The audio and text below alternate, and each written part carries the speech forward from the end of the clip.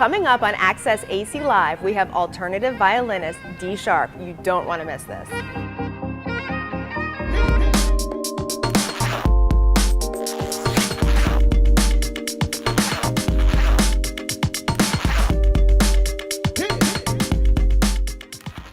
Welcome to Access AC Live. We're broadcasting from One Atlantic Events located at the Pier Shops at Caesars.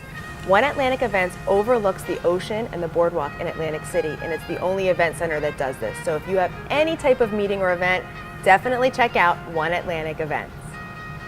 On today's show, we are talking to violinist D Sharp.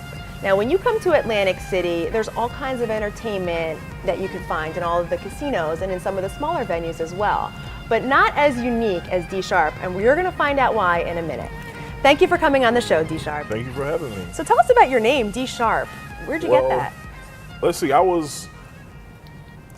I was about 15. I was looking for a stage name. Was trying to be cool. Okay. And I came up with a lot of different. I wanted something musical. I came up with a lot of different names that just would not work.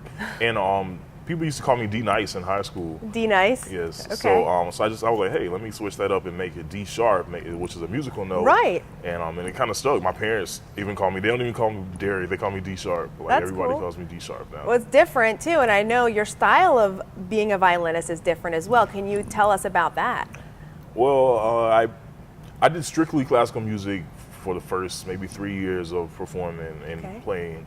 And it just wasn't enough for me. I love classical music. I always will have a love for it because it taught me so many things. But I used to, go to my radio and just listen to the radio and just play songs and play them for my friends, and they would just go crazy when they heard it. And so I guess they gave me fuel to do more original stuff like that, and then start creating my own music. And I've always had a love for other types of music, like dance music, hip hop, R&B. Rock and all that type of stuff. So I figured, why can't I, use these different genres in what I'm already doing? I hadn't seen anybody else do it before, yeah, but it's unique. Seemed like a cool idea. So I started, branching out into other genres and creating my own stuff. And here I am today. So you create songs from existing songs, or do you create your own unique music? Both. Okay. Both. Mm-hmm. That's great. Now, I know recently you were featured at the Apollo. Yes. And you came in what place? First. That's right, first place. That is so unique. Now, do you play with a normal violin, or I see here we have a nice, cool, clear violin? Is that one that you play with? Or? Well, actually, I just got this in the mail the other day from Poland. That's not the one I played at the Apollo. Okay. But, the one I played at the Apollo is a normal acoustic one with a pickup on it, but it's silver. That's cool. Hey. Yeah, nothing's ever normal around me. But the Apollo, how that came along, what was it? I actually first started doing the Apollo in 2005, in my senior year in high school. And I did Amateur Night on tour, which came to Birmingham, Alabama. And so I went there and I performed. I actually didn't win, but they called me to come back to Amateur Night at the real Apollo Theater. Wow. And so I went and I won first place all 4 times that I did that. Oh my gosh, wow. Crazy, right? Yes. And so I finished those competitions in December of 2005, and then they called me to come back to Showtime at the Apollo, which was the televised show. They called me to do that in March of 2006. Okay. Did that. It was an awesome experience. I imagine. I had a lot of fun doing the whole Apollo thing. So how we get to now is I auditioned for... I can't remember what I auditioned for. Okay. But I got back in contact with the lady that I worked with at the Apollo in 2005. And she was like, hey, let me know if you want to come back to the Apollo and compete for $10,000. When I heard that, I was like, you're like, dollar signs in my eyes. Of course. So I went back on July 4th of this year and won first place. Wow. I went back at the end of the month for the show-off competition with all the winners. The winners from the previous ones. From July, won first place again. So now I go back on September the 5th, and if I place in that, I will go back on Halloween and compete. If I win that, that's big money. The one on Halloween, $10,000. Wow, you'll win. Thank you. Yeah, you're so unique. I mean, it's such a cool concept to think that someone goes to school to be a violinist. Let's go back to even when you were younger. How did you know you wanted to play the violin?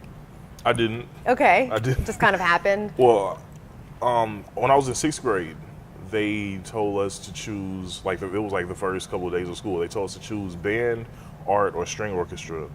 I chose the band. I thought I wanted to play, the trumpet or something, because I didn't really know about a lot of different instruments. I know I wanted to play music, but I just didn't really know which one, of course. So I got to the band, and they said that they didn't have any more school instruments available that we could borrow from the school.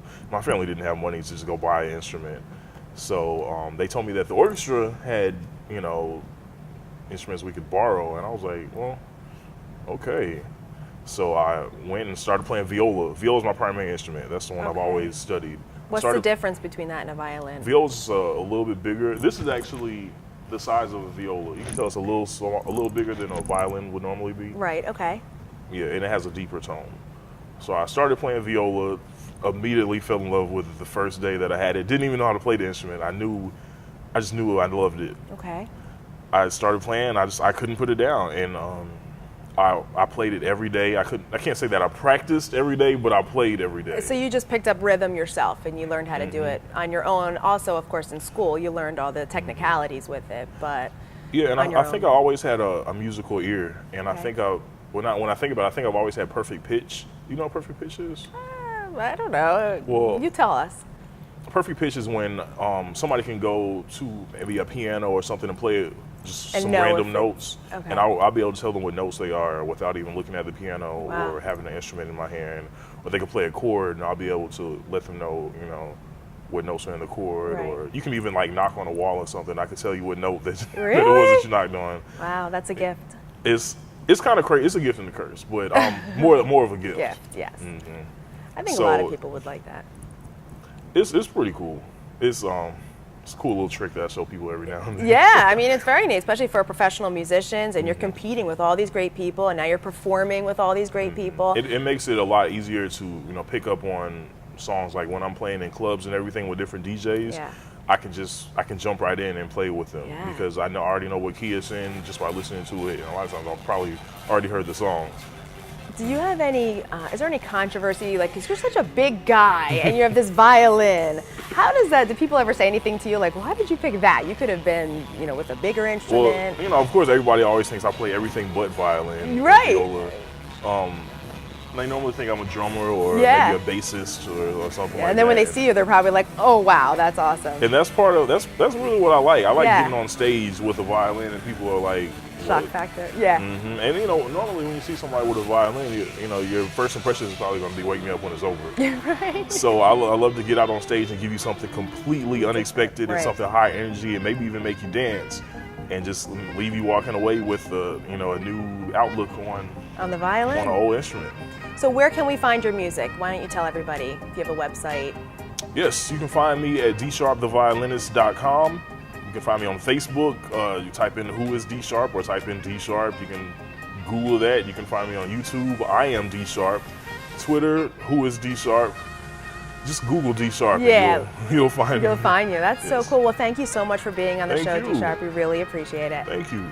So we want to thank D Sharp for coming on the show today. And like he said, you can find him online on Facebook, on YouTube. Just Google D Sharp and you'll find everything about him. And make sure you check him out when he performs in Atlantic City.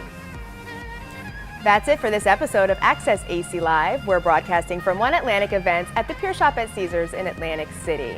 For more information on our show, you can check out accessaclive.com. I'm your host, Whitney Ullman. Until next time.